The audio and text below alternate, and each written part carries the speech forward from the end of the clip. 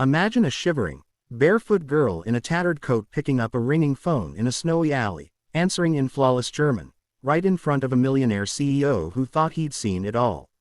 What happens next will unravel secrets, shatter lives, and prove that one small voice can change the world. Buckle up for a roller coaster of twists that'll leave you breathless. This is a poor little girl answered a call in German in front of a millionaire CEO. The next day, if you're in the USA or UK, hit that subscribe button now to dive into stories that grip your heart and won't let go.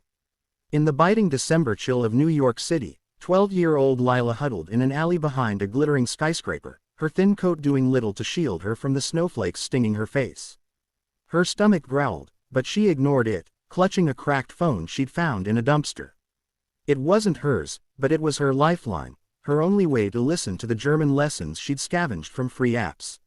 Lila wasn't just any street kid, she was a dreamer, teaching herself languages from discarded earbuds and overheard conversations.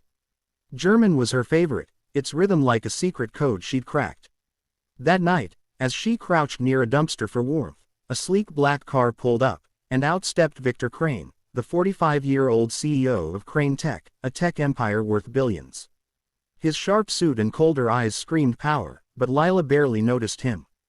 She was too focused on the phone in her hands, which suddenly buzzed to life with an incoming call.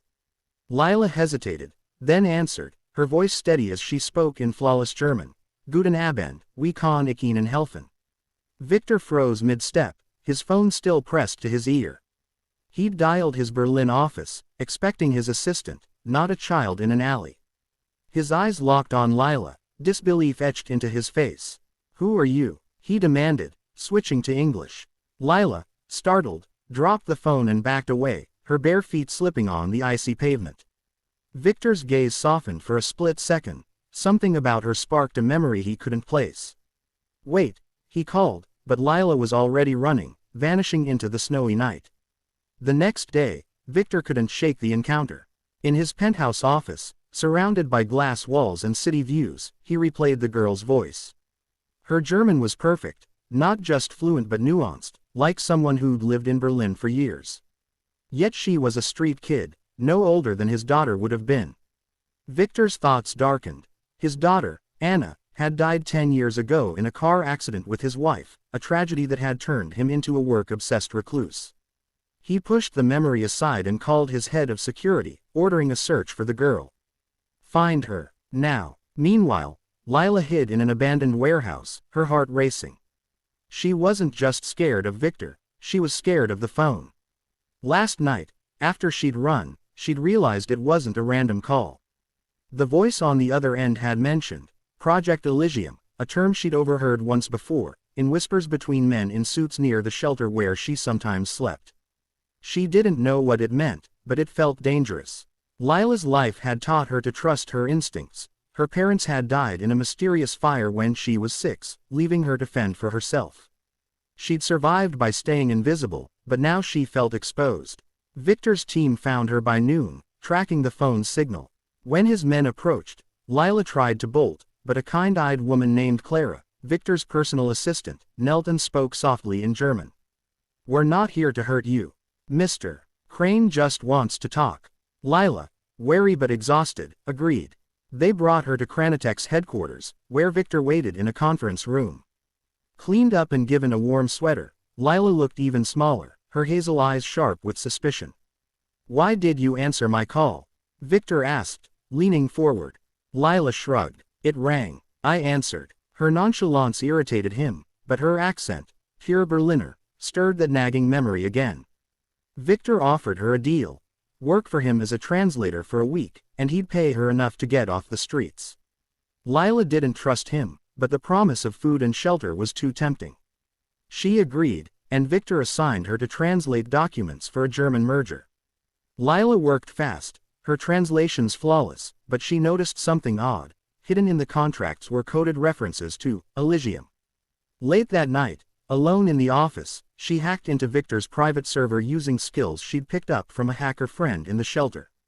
What she found made her blood run cold. Project Elysium was a secret AI program designed to control global financial markets, with Crane Tech at its helm. Worse, It was linked to a shadowy group called the Circle, and Victor was their puppet. Lila's discovery was interrupted when Clara caught her. Instead of turning her in, Clara revealed she was an undercover agent for an international task force investigating the Circle. "You're in danger," Clara whispered. "They'll kill you if they know you've seen this." Lila, terrified but resolute, agreed to help Clara. They devised a plan. Lila would pretend to be loyal to Victor while feeding Clara information. But the next twist came fast. Victor wasn't just a puppet. He was playing a double game, using Elysium to destroy the Circle from within. The accident that killed his family, orchestrated by the Circle to control him.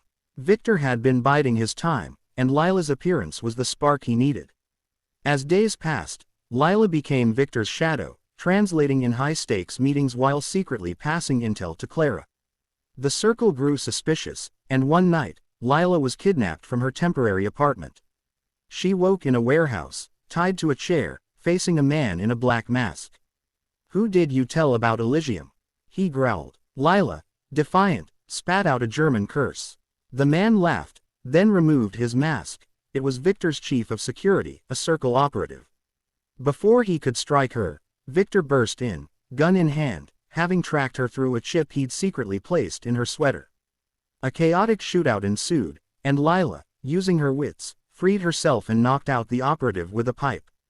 In the aftermath, Victor confessed everything to Lila: his family's death, his revenge, and how her voice had reminded him of Anna, who'd loved German too. Lila, shaken, revealed her own secret: she wasn't just a street kid. Her parents had been whistleblowers against the Circle, killed to silence them. She'd been running ever since. Victor, moved, offered to adopt her, but Lila refused. "I don't need a dad. I need a partner." Together, they exposed the Circle, using Elysium's data to dismantle their network. The world hailed Lila as a hero, but she slipped back into the shadows, her cracked phone buzzing with a new call, this time, in French.